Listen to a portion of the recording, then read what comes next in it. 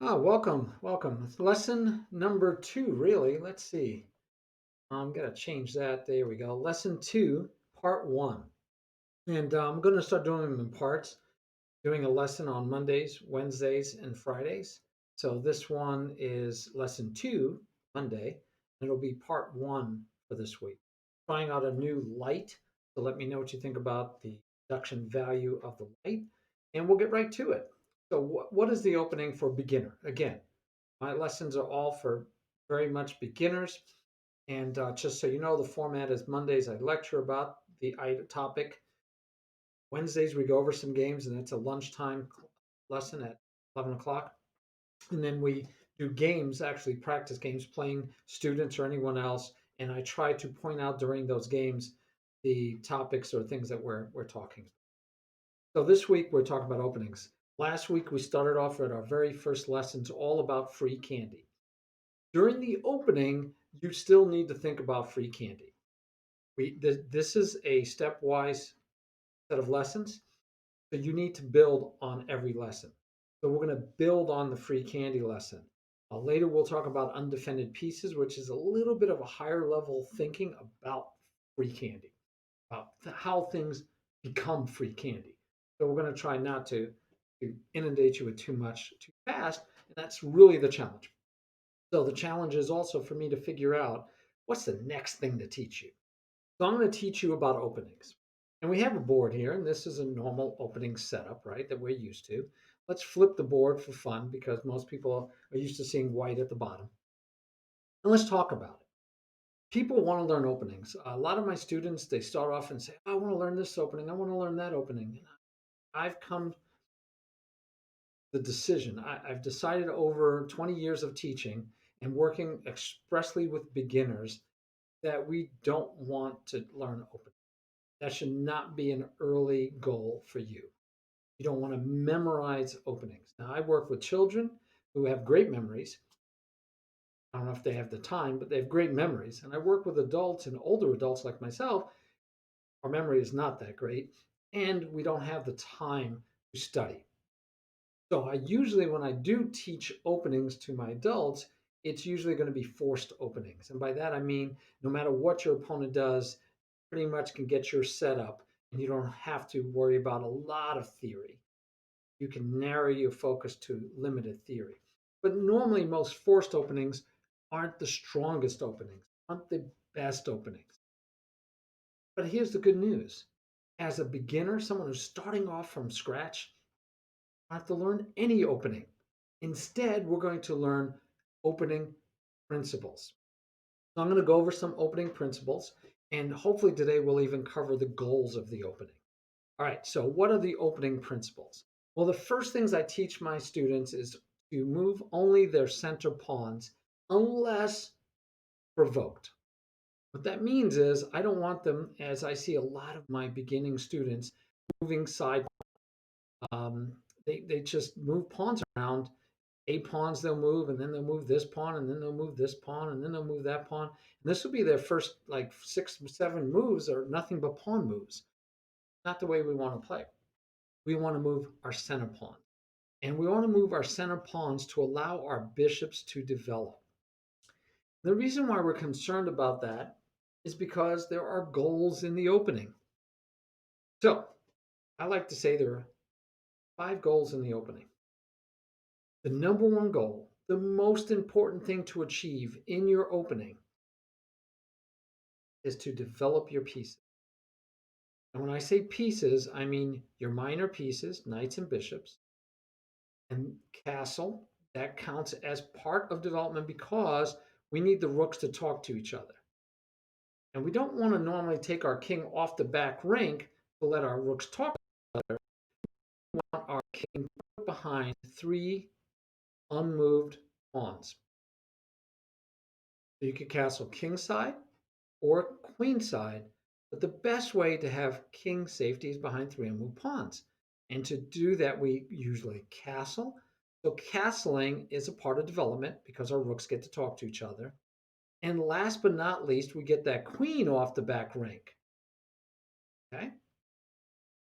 So, one, First, number one goal during the opening is to develop. The number two goal, second most important goal, is to develop your pieces. So we want to develop those same pieces. Knights before bishops is a rule, and it's more of an adage. And when we say knights before bishops, we don't mean both knights before bishops, but we mean let's develop a knight, then let's develop a bishop, then let's develop a knight, and then let's develop a bishop. Do you have to do it that way? Of course not. Just an adage. It helps you remember logical way to do it. Also, it's more common and logical to develop your king side minor pieces. Knights and bishops are minor pieces. Rooks and queens are major pieces. It's better to develop the king side pieces first because you can castle sooner. To castle to the queen side, we need to develop three pieces: the knight, the bishop, and the queen. So being able to castle sooner is a benefit. It's a good thing. You don't have to castle king side. You could develop the other side and be able to castle to either side, giving you some flexibility and fun. But if we develop the king side minor pieces quickly first, then we will be able to castle sooner. And if we need to, we can do so. So we move our center pawns to allow the bishop to come out and to allow the queen, although we're not going to develop the queen early. We want to develop the queen last. So you'll see a lot of beginners that'll play here, and then they'll bring the queen out. Maybe they'll bring the bishop out first, but all they want to do is attack with their queen. They get used to attacking with their queen. And so that's bad habits that I don't teach my students. My students, nope. When you're first learning, you don't know how to really play. We don't move the queen until after we've developed our minor pieces, usually right before we castle or right after we castle. Now we can say right before we castle because, again, if I can get all of my minor pieces out onto the board, I can castle either side. So where do I develop my pieces to? Well, knights really like to go here, right? Knights here, knight here is more, it's better placed, not more better placed, it's better placed than the other two squares that it can go to on its first move. Knights also don't need you to move this pawn before it can develop. So I show my students a reason why we want to develop our knights towards the center. And so I'm going to try to share that with you. Let's see if we can do that real quick. Let me go to an analysis board and see if I can get lucky enough that it looks good on the screen. I don't know how it'll look because it's not blown up like my now. It's not horrible, but not what I was looking for, right? Let's see if we move it over a little bit. No, it's not going to really give me what I want. So let's just try it with we'll do an analysis. Learning together. This one should fit comfortably.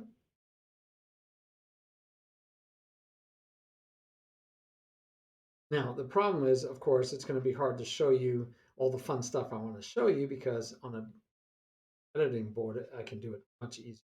But let's talk about the knight. So the knight has, let's get this pawn out of the way. Let's say black does the same. All right, so now white has three choices of where you can develop this knight. Now let's just look at the three of them. And we're going to look at them in worst choice, best choice. So the worst choice is we put the knight here. From here, the knight can attack 4 squares. Not quite the minimum number of squares it can attack. It'll attack even less the closer it gets to the corner. But on the very first move, this is the least squares that it can attack after it moves. None of these squares are our center squares. And when we talk about center squares, we mean E4, E5, and D4 and D5. So these are our center squares. So the knight is not attacking any center square, only attacking 4 squares, one on past the marginal line, right, across the line where we say we're inside, we're attacking a square inside of our opponent's territory. So we took a knight, a proud horse, a proud cavalry piece, and we said, we're going to make you as weak as we can make you on the first move. Now, if you notice, before it moves, before it ever gets out there, it's only attacking 3 squares. So granted, we did a little bit better on where we're hitting. Now we're only hitting 3 squares, and we moved it, and we ended up only hitting 4 squares. So here we only hit these 4 squares, and none of them are center squares, remember. And none of them are past the center line. Well, one of them is past the center line. Okay, so that's the square to put tonight. But beginners do it. Don't know why. I don't know what entices them to do that. But here's the second best square, the middle of the road square, and it attacks 6 squares. One of them is a center square. We attack one of the center squares. We'd like to attack more than one, but we're only attacking one of the center squares. Another problem with the knight here is that it tends to block our bishop and block our queen. Doesn't mean you won't play it here once in a while, but you have to know the best square for the pieces. So this square attacks 6 squares, 1 center square. Not the best square still, but a lot better than over here. In fact, the adage you might have heard is, a knight on the rim is mighty grim. So, okay, where else can we go? We can also go to F3. F3 allows us to attack the maximum number of squares the knight can attack. So yes, some of them are already, our pieces are there, so it's not really attacking, but we see that it hits the maximum number of squares. And the closer to the center, the more interesting those squares become. We're attacking not 1, but 2 center squares. So we're attacking 2 center squares, 2 squares past the 4th rank. That's nice. We like that. And it's towards the center. It's doing good work. Now, you might tell me, yeah, but it blocks my queen. That's okay, because we don't want to bring our queen out early anyway. So we're okay with it blocking the queen. Queen does still have a square, but yes, we can't go as far as you might like with you. So that's the best square for the knight. Guess what? Same thing for the queen's knight. So queen's knight over here, because we're attacking this free candy as we learned last week, right? So normal, I can go here. I can also protect with the pawn. If I protect with the pawn, let's say we do another developing move, because we're going to do knights and then bishops. Remember, we'll talk about bishop, but now the knight has a choice which square to go to. Not here. It attacks the fewest number of squares. Not only don't we want to go here because it only attacks 4 squares, it also might entice this bishop to move a second time in the opening, which we don't want to do. We want to move our pieces 1 time in the opening because the number 1 goal is to develop. The number 2 goal is to develop. So if I move this piece more than once, I'm not developing other pieces. But I could take off the developed piece, because now when black takes back, which of course black should take back, there's nothing better here. So now we both, white still has 1 piece developed, black has none, and it's white's move. So white could develop a knight, and he'd be 2 pieces to none. But also we have this doubled pawn, right? And we're not talking about pawn structure yet, but that's a weakness to a degree. And at the same time, the rook is going to have an open, semi-open file to play on, so that gives and takes. So this could be how it might portray if you were to put your knight there. But more importantly, we don't want to put our knight there, besides the fact that that could happen because we're attacking the center squares, we're not dynamic, we're making the knight as weak as it can be on its first move. Again, if it moves here, it attacks 1 center square and 6 squares total. And again, we block our bishop, and it's not as dynamic as it could be. So our best move is, as with white, right, is towards the center. So the C on the knight the queenside knight and the king's knight both do better on their respective center towards the center squares, F and C files. They both are more powerful on the F and C file. So we want to put them there if we can, right? That's a general rule that you may have to break from time to time. So we want to develop our bishops, we want to develop our knights, and it's a race. It is a race to develop our pieces as fast as possible. So we don't want to waste time moving pawns that don't help us develop our pieces. We want to move pawns that help us get our pieces out on the board. So that's center pawns. So now that I've already developed this bishop, let's say I'll push this pawn. And that might be what I want to do. I can free this bishop. In contrast, black might say, you know what? My bishop is kind of stuck, doesn't have any place good to go. So I'm going to fianchetto my bishop, right? So black could say, you know what? I'm going to fianchetto my bishop. And that is not a center pawn. And you might say, you're breaking the rule. And I would agree with you. Black is breaking the rule. I'd prefer black to just develop this knight, develop the bishop, or maybe even develop this bishop, pinning the knight to the queen. I'd like to see all those kind of moves. But this is an exception. You're allowed to move a non-center pawn if you're going to fianchetto the bishop. So you right now, I see this happen many times, and then my player, my student, will go ahead. Let's say we attack the queen, something obvious. Develop the bishop though, developing the bishop, attacking the queen. Remember, chase the queen from last week. We'll talk about it's not a lesson yet, but playing chase the queen and chase the king are always fun stuff to do. And then they will go ahead and put the bishop here. And it's be like, okay, so you pushed this pawn for no reason. This pawn push was only acceptable if you were going to fianchetto. So if you now do not fianchetto, we just said we're breaking the rule, right? We just pushed a non-center pawn unprovoked without any good reason. So what could black do? Black could just this one. And yes, it's pinned, but the next move, let's say we castle, bishop goes where it's supposed to be. It's still pinned, but it is protected. And I can come in, it's okay, because we have two pieces protecting it in castle. And even if white comes here, because the knight can't move because it's pinned, we're okay because we have two pieces protecting. So if white were to take, black could take back and not have to take back with the queen. So black can continue to develop, pinning this knight. And this knight, unfortunately, doesn't have a bishop to put in between either. And if this knight were to get here, we'd have troubles. So white might say, well, get out of here, bishop. Bishop doesn't want to go here because we'd lose it. So then bishop either has to take the knight and pull the queen up, which might be bad. Then there'll be multiple pieces. That'll give us a third attacker on our knight. So perhaps the bishop might go away. The bishop can go here. The bishop could have fianchetto. The bishop could have went here. So we have options.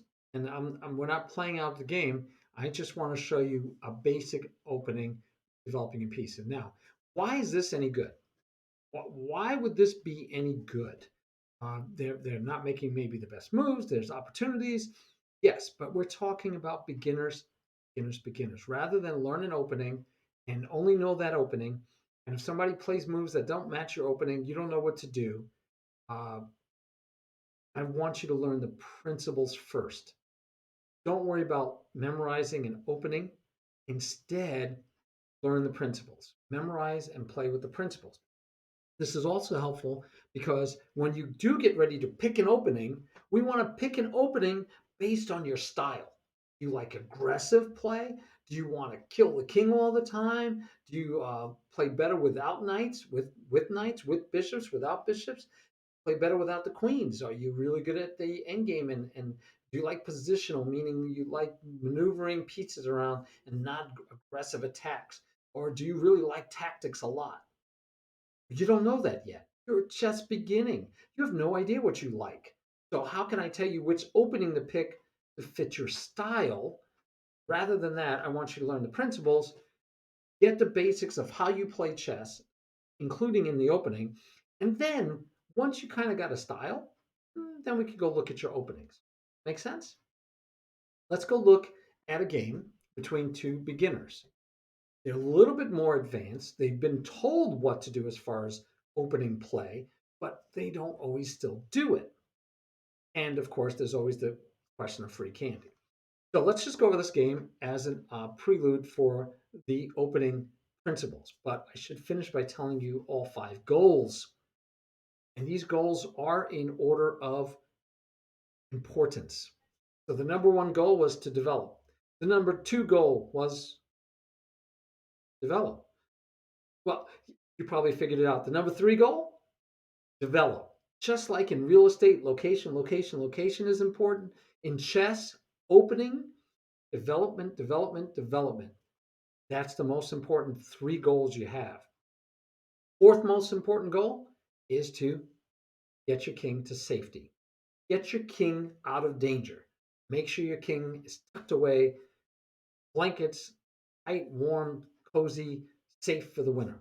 Now, that's usually by castling, but depending on the game, if the sides are being opened up because your opponent is not playing by the same principles and they're throwing these pawns all out here, so your king might be safer to stay right in the middle if the center is locked up. So there are exceptions to every rule. Everything depends on the situation on the board. So principles guide you and help you determine what you should do, but there is no, oh, always do this move, always do that move. You'll hear a couple of different streamers joke about always play f6, never play f6, always play f2, always play bishop to f2. You get, and they're joking with you because there is no always. So when you hear them say that, make sure you smile, and they should be smiling. But all right, so the first 3 are develop, develop, develop, king safety, and the last principle of opening play is to control the center. And we want to control the center because that's where all the traffic goes to get to one side of the board or to the other, as it goes through these center squares. So whoever controls these center squares has an advantage. Now, again, that one is very high level compared to a beginner, and it's the 5th most important goal. So we're only going to focus on developing and king safety to start with, and we're going to see what happens when you don't do it, and we're going to see what happens when you do. Always keeping in mind free candy. All right, so let's look at a game. This is a game between 2 beginners, and we have a d4 opening.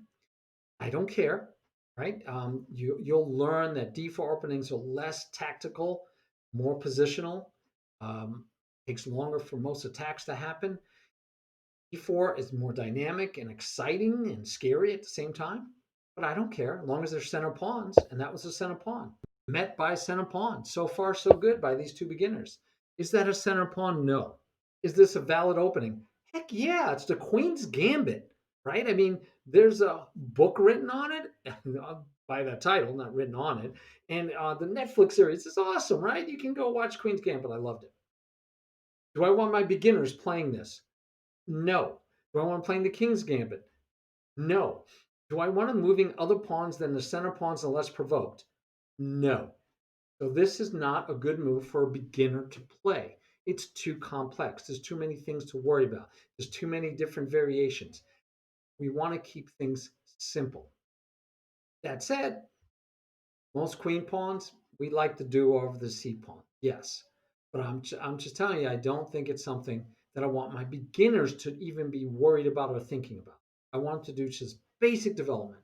Remember, most of the time my beginners are playing other beginners, but they also get to play some stronger players. And when they play those stronger players and they play these openings that they don't know, they get into trouble. So let's see what black does. Black says free candy. I'm taking the free candy. Prove to me you know what you're doing in this gambit. The gambit, by definition, gives away material for an advantage. And what that advantage is speed of development. That is the purpose of giving away a pawn in the opening, is to develop faster than your opponent, because what is the name of the game? Develop, develop, develop. The race is on. In the opening, it's a race. Whoever can develop faster, and if they can get enough of an advantage with developing faster than their opponent, they might even be able to attack and win the game before their opponent even gets to finish developing. So white moves. Now, normally, white should go all the way up. because one of the advantages of this gambit is that white gets to attack all these squares. So if white were to have gone here, pawn, and the bishop is ready to go to attack the pawn, and this bishop has free distance to go. But our intrepid player plays it only up one square to free the bishop, because that's all she realized is that she wants to free the bishop, but it blocks this bishop. Now this bishop doesn't have any place as far to go, right? Can't go as far. So better would have been all the way. Better would have been all the way. But again, I'm not critiquing that as much as just, are you developing your pieces? And white's already failed by not developing a piece and instead going for the gambit. So that makes this pawn free candy. Remember, we always still care about free candy. And now black makes a mistake. Why does black make a mistake? Black developed a piece, you might tell me. Black didn't move a pawn, could have moved this pawn to protect the pawn. But instead, black developed a piece and protects the pawn. That is totally true. Black develops a piece and protects the pawn. But look where black developed a piece. Remember we talked about knights, the best square for the knight? We said this is the best square for the knights. Yay! Bishops, the best square for the bishops are usually here, here, or here. The problem with this square for the bishop, start at this point in time, that it blocks this pawn. Totally blocks that pawn. I call this the Murphy. And that's because one of my students named Murphy. Hey, Murph. Yeah, they did a Murphy. Murphy just said that in the chat. That's a Murphy. We called it a Murphy because when he first started working with me, Murphy would do this move continuously. And I would tell him, this is really bad, Murphy, because this pawn can't move. And what's the problem with this pawn not moving? If I'm only moving central pawns, I just stop one of my possible pawn moves. And how does this bishop get out? This bishop now has to fianchetto to get out. And who says fianchetto is the right place for this bishop? I mean, it would be nice for that bishop to be over here and say check, right? Or to support this pawn push. But that bishop can't do those things because this bishop is blocking the pawn. Hey, Murph, thanks for joining. All right, so yes, it developed. But remember, in that develop, we want to develop fast. We want to develop to the best squares possible. And we want to develop with an eye towards safety and free candy, right? So this bishop is going to either have to move again to let this pawn push at some point, which means that we have to move it twice in the opening, which means it's not developed to the best square possible. So that's what we're looking at. Imagine, by the way, if this pawn were here, we could just chase that bishop away pretty easily and win the point easily. But let's see how the game goes on. So white finally develops a piece. Notice that black was ahead in development, although I don't like where it developed. Black was ahead in development. All right, black says, nope, I'm going to develop a piece, and mistakenly misses the fact that this pawn can push and thereby do a double attack on these two pieces. And the square is open, and the queen is protecting that square once you push the pawn, and the knight is. So that's two hitting the square, and there are only two protecting the square. So white can push this pawn and double attack or fork the knight and the bishop, right? So that's a bad thing. That's something we want to avoid happening. We don't want this fork to happen. But again, that's a little bit advanced for a beginner, but hopefully they could see it. Now, it would require pushing the pawn twice in the opening, but it's there for the taking. Part of that problem is that the bishop is in the way of this pawn that should be there to stop. Right? That pawn could have be pushed now to stop that pawn from pushing. Let's see what white does. White misses this threat of a fork. All right, but white does develop a piece. So we're happy about that. 2 for 2.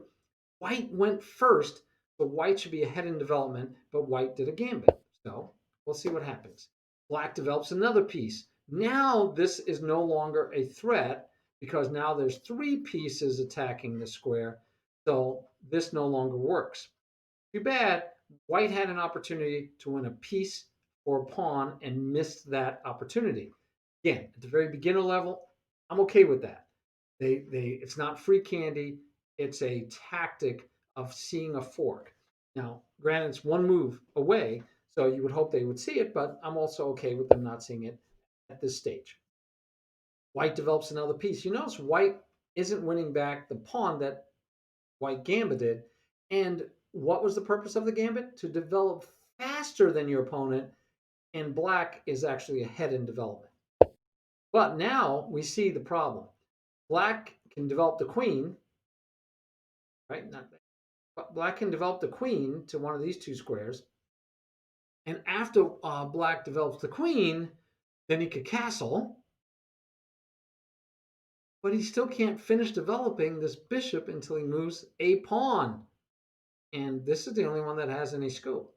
So black, instead of developing the queen, castling queenside, which is totally feasible and would have kept in sync with our goals of developing pieces, black does the terrible thing of moving a piece twice in the opening. We never want to move a piece twice in the opening. Why? Because that means that we are lacking, we didn't develop. But look, white moved the bishop, and white's about to move the bishop again, hopefully to take off now the pawn. So white's going to also move twice in the opening. And why is it acceptable? Because you are winning material. You're getting back the gambited pawn. So it is free candy.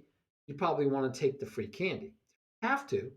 White could castle. Say, I'll get it later. That'd be okay too. But this is not okay. So it would have been okay to castle because that would have been a developing move. You notice I don't look ahead. I could look at the score and see what's going to happen, but I like to be surprised along with you. So to me, it helps me to teach because then I know I'm not doing things based on what I know what happened. So what's wrong with this move? It attacks a square that is protected. It attacks a square that is protected. You notice I'm saying it attacks a square, not a piece. It attacks a square which is protected. It attacks a square which is protected. It attacks the square it came from. And that's it. So this is not a good move. First of all, we're attacking less squares. We're down to 6 again because we got close to the rim. So now we are only attacking 6 squares instead of the 8 it was attacking from its actual location where it started. Here it's attacking 8, remember. So we just went from 8 to 6.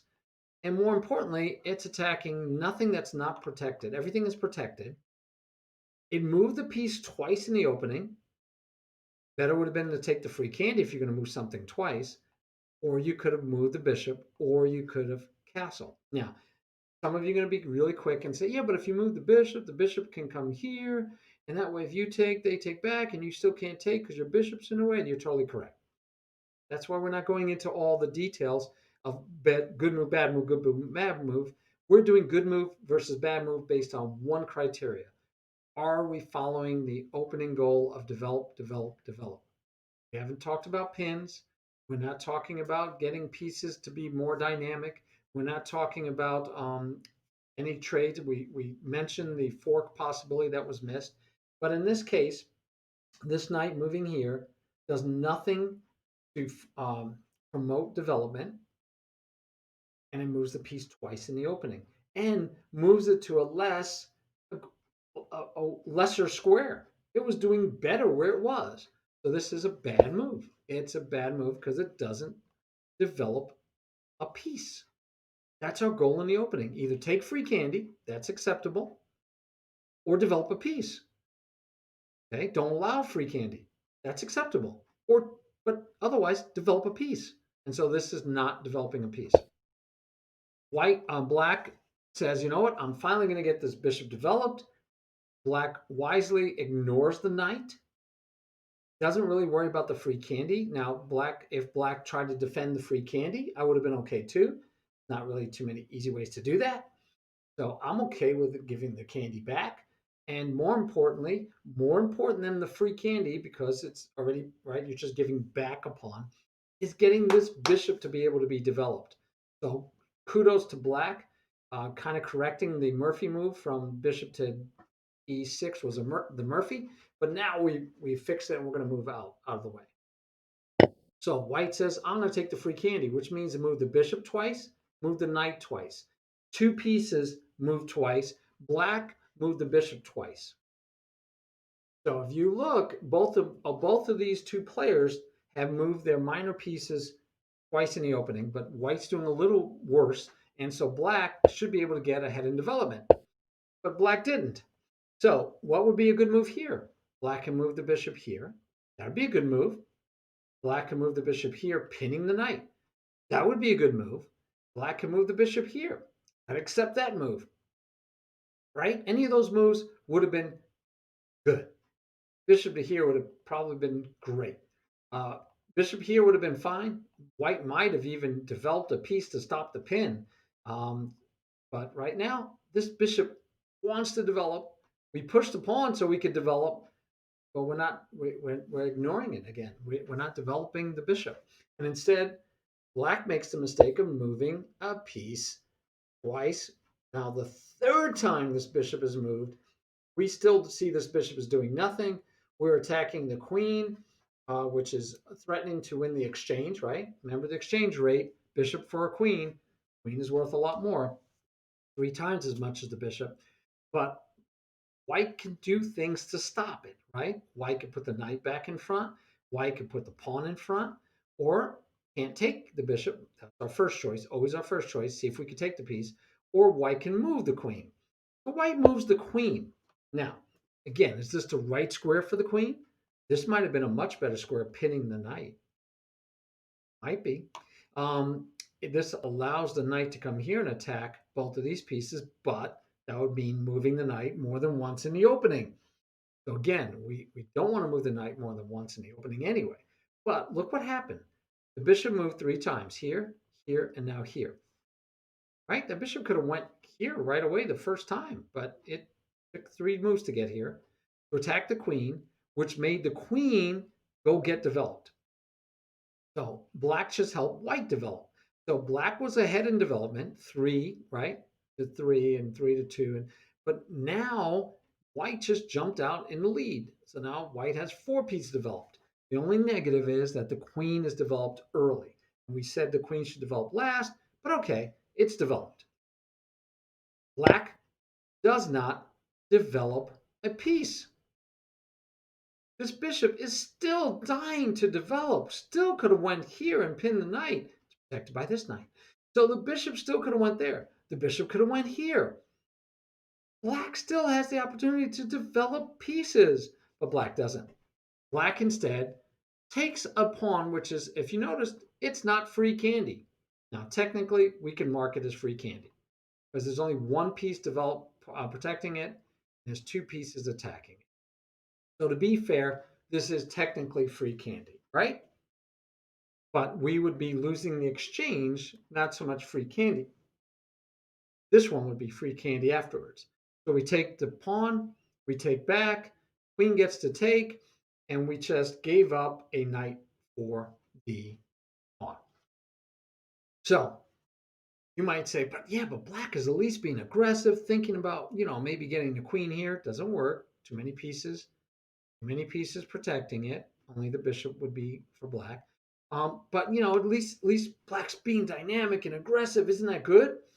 No, not necessarily, because we don't want to be overly aggressive unless we've developed our pieces. And once we've developed our pieces, we can figure out where our attack might lie. There's going to be other things we're going to learn as we play more, like these pawns are telling us that white should attack on the queen side.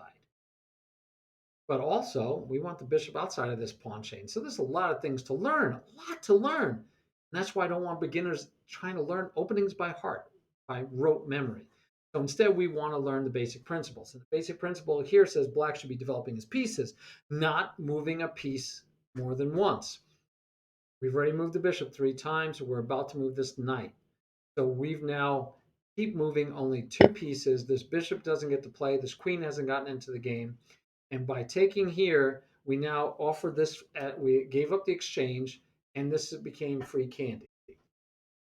All right, so let's see what happens. White says, I know enough to take free candy, or at least to take back, right? If you take always look first to see if you could take back. That's always a good thing to look at. All right. So far, white is now up a knight, a whole knight. Queen takes back, so now we're not up a whole knight. White is only up the exchange. White just got a knight for a pawn. So what should white do now? White's move. What should white do? Well, a simple move white can make is the bishop developing here with tempo. And it's with tempo, meaning you get more time, you get to move, you get momentum. And it's with tempo because we can play Chase the Queen. Remember that game we talked about? Let's play Chase the Queen because the queen has to move. The queen doesn't want to give itself up for a bishop, right? It's not going to stay there. And once the queen moves, then the king can castle and excuse me, white would be fully developed. Lecture days, I talk too much. And I get thirsty. And my throat gets dry. All right. So let's see if white does take advantage of that. No, white castles. Is that good? Yes, it's a developing move. White didn't take advantage of the opportunity to gain tempo, but white castled. We're happy with that. It's a developing move. We're very happy. Black moves. Black castles. Queenside. Good job. But there's a pawn hanging. And not only is that pawn hanging, but we can mark it as blue because it's also a fork. Both rooks will be under attack by this. So white can put in the in-between move and chase the queen, but then queen might go back to here and protect that pawn. So what's the best move for white right now? Without a doubt, let's take this pawn. Let's see if white does. White does not take the pawn. Now, if we're going by our principles, the only reason white should take this pawn instead of developing this bishop, right? Remember, I said we could develop the bishop, chase the queen. The queen doesn't have that many squares to go to, folks. If the bishop goes here, the queen can't go here, knight. Can't go here, the bishop. Can't go, let's see. Could go here, could go here, could go here. Can't go here, the bishop. That's about it, right? Otherwise, all free. Okay. So if black comes back to here, protecting the pawn, we've lost our opportunity. But at least this would be developing peace, and by the way, attacking that pawn through it. So if the queen were to go back to here, while we lost our chance to fork the two rooks, we do get a free pawn. So that's good news. We want that free pawn. It will just totally, remember, we're going to attack the queen side anyway. That's where the king went. So just as a backwards thing, just let me remind you of something. These pawns mean that we should be attacking queenside. So later on, if you notice, when black castles to the queen side, black is actually putting his king right where we should be attacking. And we have a bishop, a queen, we have a knight ready to go. This knight, unfortunately, is misplaced, but hey, it has a great opportunity to prove itself valuable. And then we have a rook over here ready, and the bishop can get into the game really quick. If the bishop goes here, we can attack this way. So everything is going at the queen side, except for this one little lone knight. And look at black's pieces over here on the king side.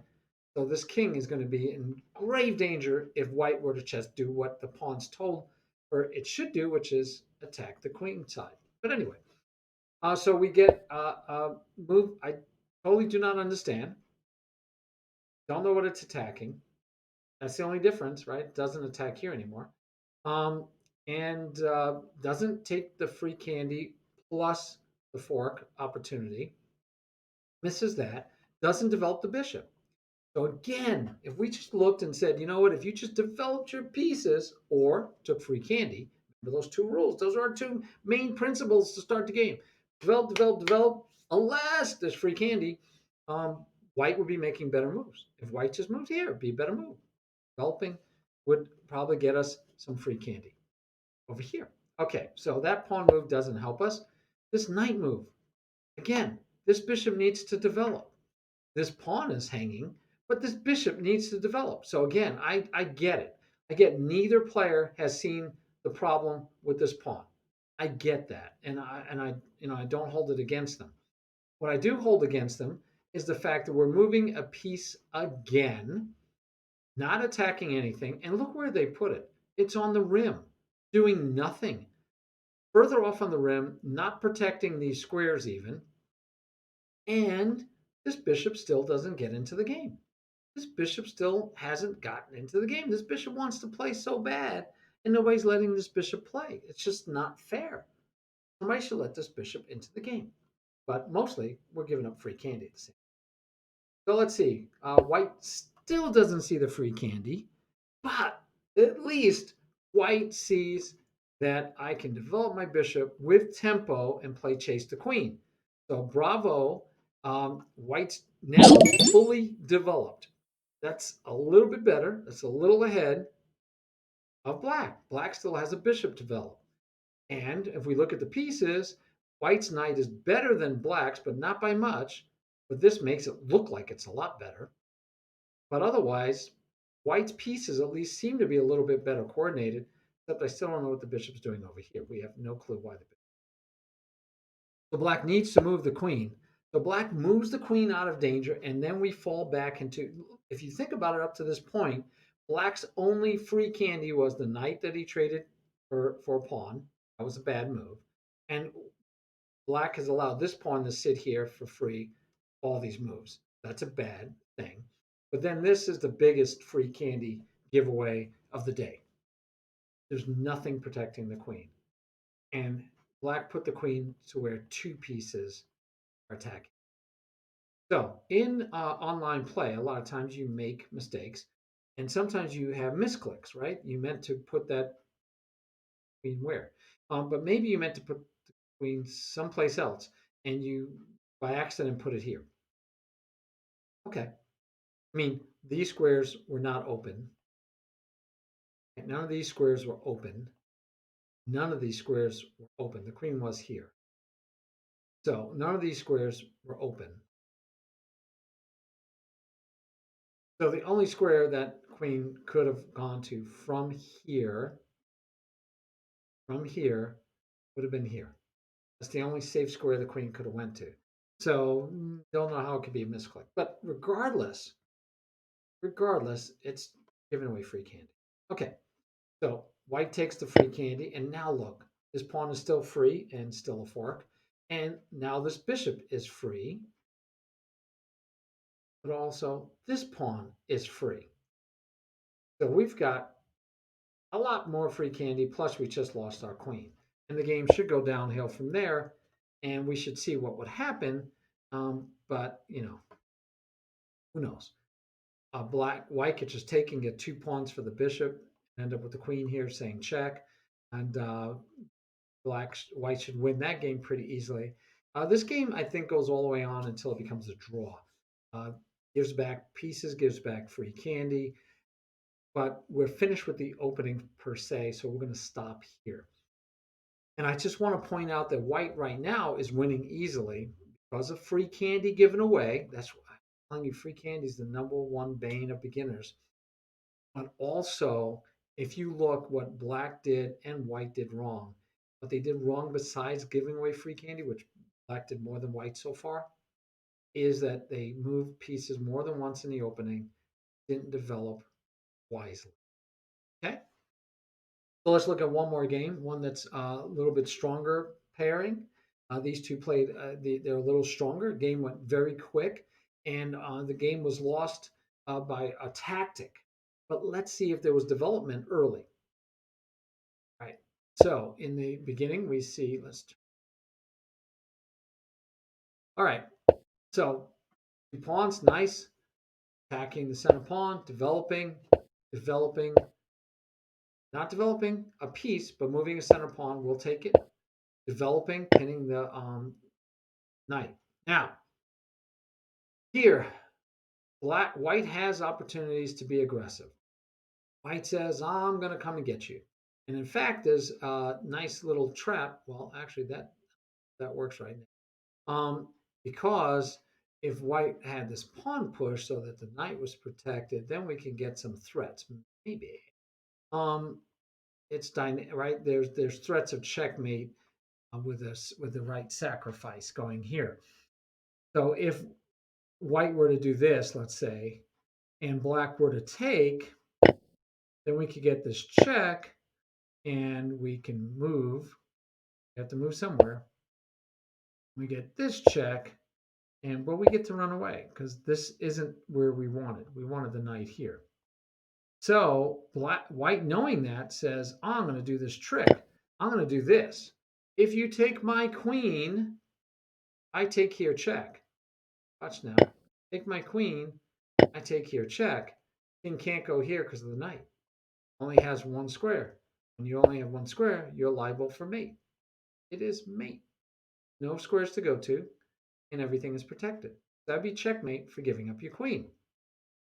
Okay, so that looks like a good sacrifice, right? All right, so the problem is we're moving a piece more than once in the opening. Don't want to move a piece more than once in the opening.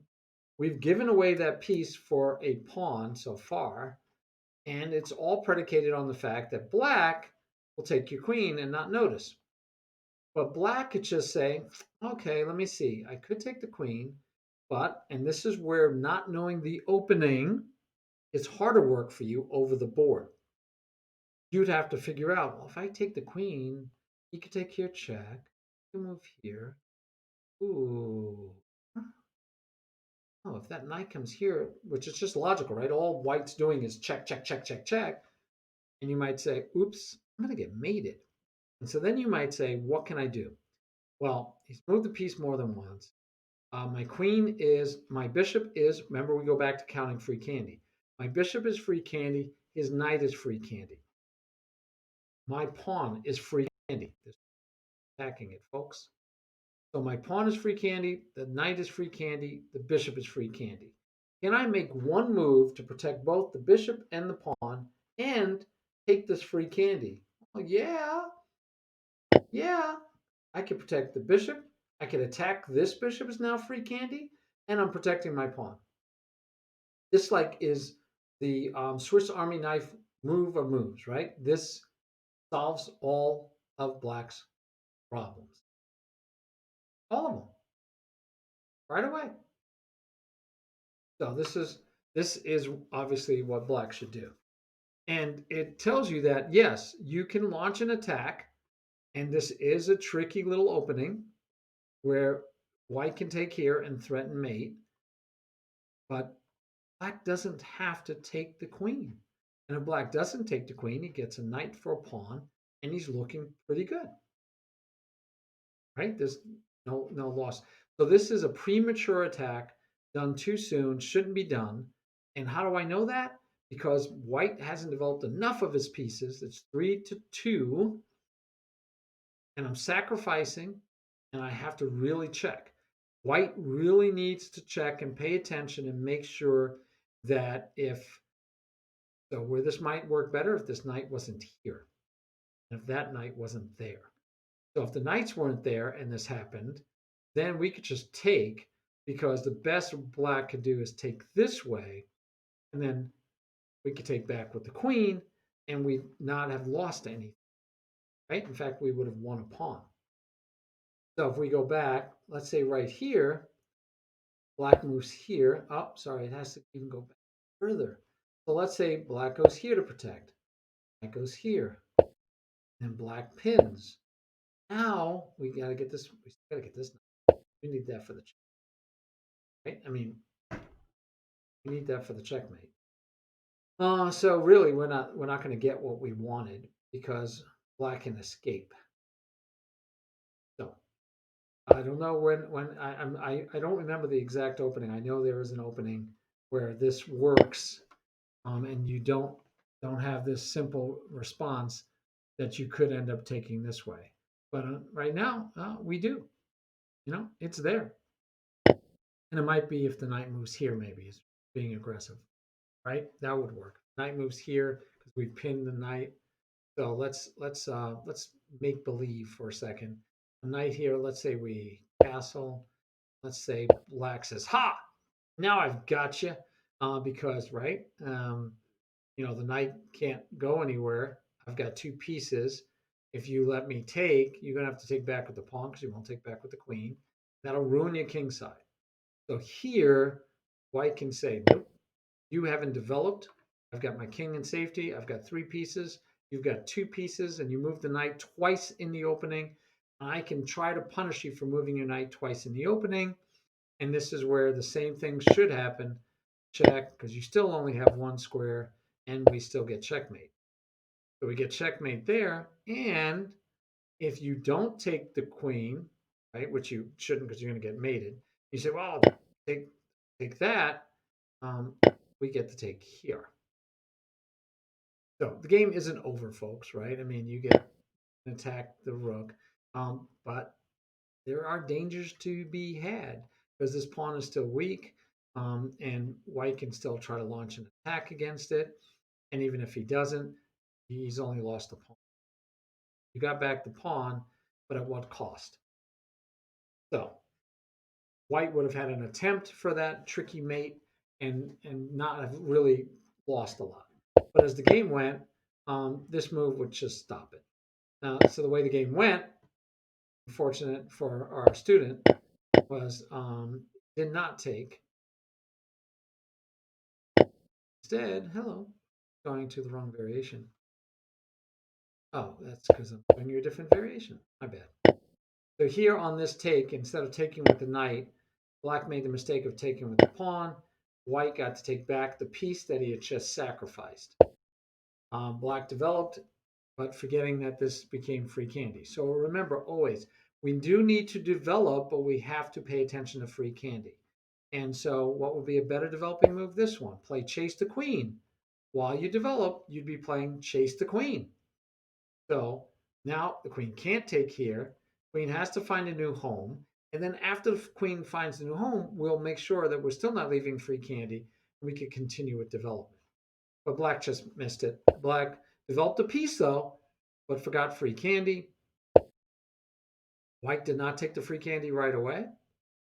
It should have, but as it turns out, white still gets the opportunity. Now, free candy, both of them again.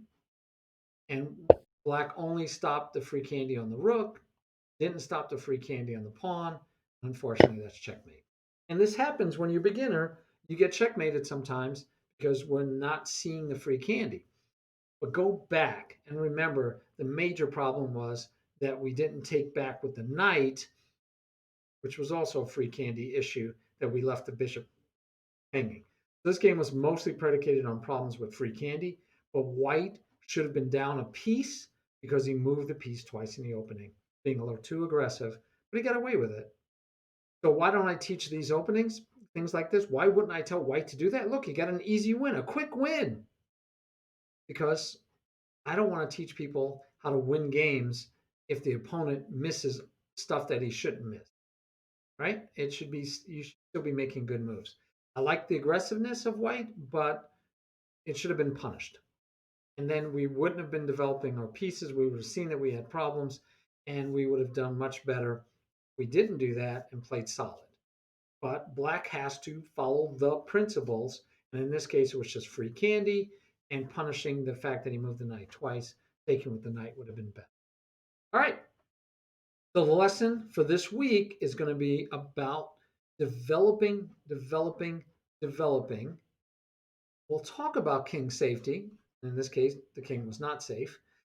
This pawn was in danger, and we had to protect that pawn. So basically, we had to go here. Right? Had to protect the pawn. Really have no choice.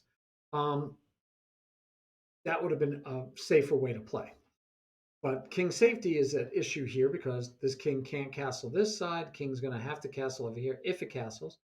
Seeing as how the center is open, we definitely want to castle. So king safety is important. We have to figure out how to get the king to safety. But also, we saw from the very beginning that development was not adhered to because this move. Again, knight to here threatens the bishop, protects this bishop. So the queen's under attack, the bishop's under attack, 2 pieces are under attack, a double attack. It should look good for black in the long run. Black should be able to win, be ahead. All right, so we do see that though, development is extremely important. King safety is extremely important, but right now we're going to focus this week on seeing if our players will develop their pieces. And by that I mean moving them once in the opening, preferably, moving them to the best square possible, preferably, getting all of our pieces developed before we start launching an attack. See, players are getting better if they develop their pieces more, or if you see a strong player, 2000, 2100, 2200, and IM, or if you see any of them uh, attacking with only one or two pieces, or moving a piece 4 or 5 times in the opening, these would be bad things, right? So we'll look for examples of those. We'll have some good game examples on Wednesday at noon, at 11 Eastern Standard Time.